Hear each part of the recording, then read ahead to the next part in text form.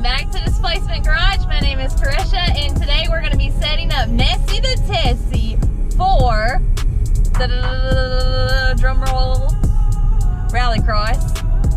I'm so nervous, excited. Oh, what am I getting myself into? Probably a lot of dirt. A lot of dirt. My goals for the event are going to be to go out there and at least do a lap and have fun and try it.